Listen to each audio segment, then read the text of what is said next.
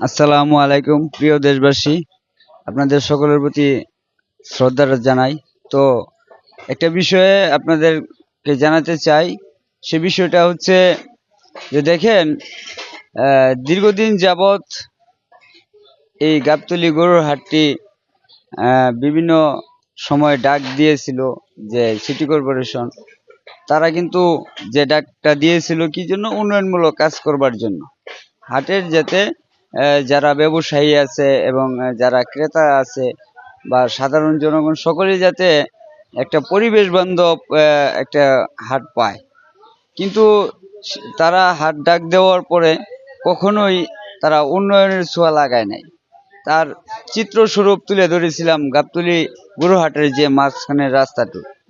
হ্যাঁ, আরো অনেক কিছু।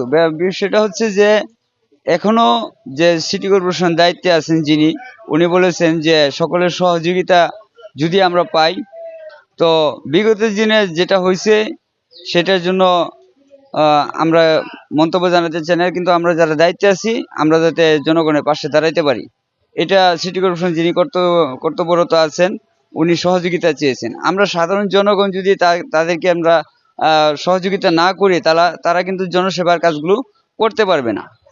তাই আমি আর বাংলাদেশে বিভিন্ন গরুর হাট, সেই গরুর হাটগুলো সেনাবাহিনী কর্তৃক পরিচালিত হোক, একটা দাবি জানিয়েছিলাম। তো সেই দাবিটার প্রেক্ষিতে আমি সেনাবাহিনী কর্তৃপক্ষ যারা আছে তারা প্রতিনিয়ত ওই গাবতলী গরুর হাটে টহল দিচ্ছেন। তারা সকলের সহযোগিতা চেয়েছেন যাতে যাতে মানুষের সেবার কাজগুলো তারা করতে পারেন।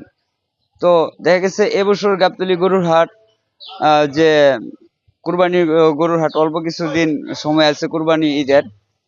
তো এমতো অবস্থায় যেহেতু সিটি কর্পোরেশনের যিনি দায়িত্বে আছেন তিনি অল্প দিন হয় দায়িত্ব বুঝে নিয়েছেন।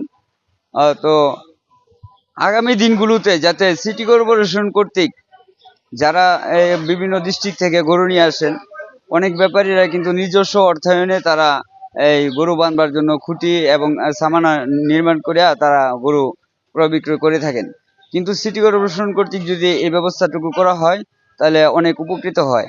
আর তাছাড়া আরেকটা বিষয় যে প্রতিনিয়ত সিটি কর্পোরেশন পরিচ্ছন্ন কর্মী যারা আছেন তারা যদি নিয়মিত কাজগুলো করে থাকেন, যেরকম ড্রেনে পানি জমে থাকে, রাস্তায় পেককাদা থাকে, এগুলো থেকে সাধারণ জনগণ উপকৃত হবে।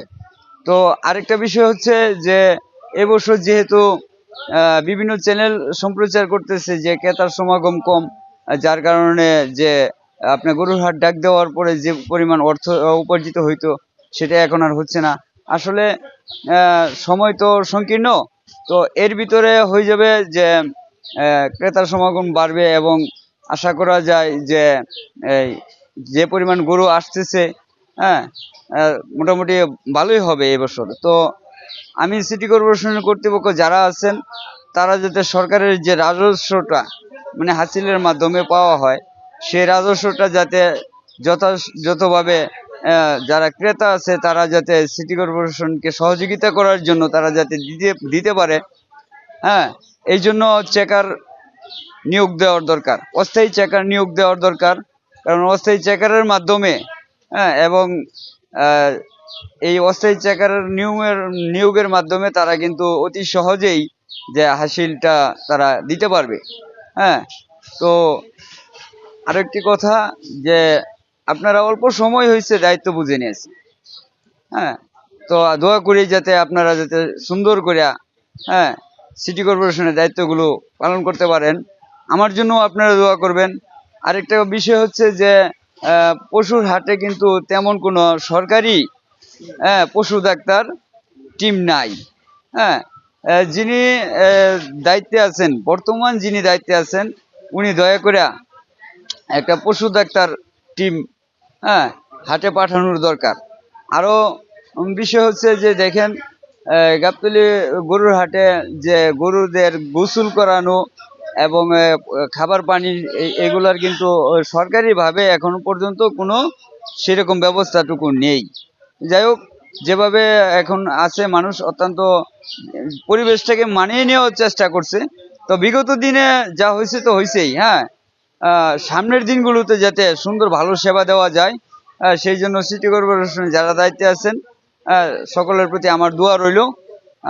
সকলে ভালো থাকবেন। আসসালামু আলাইকুম, সকলকে ঈদ মোবারক।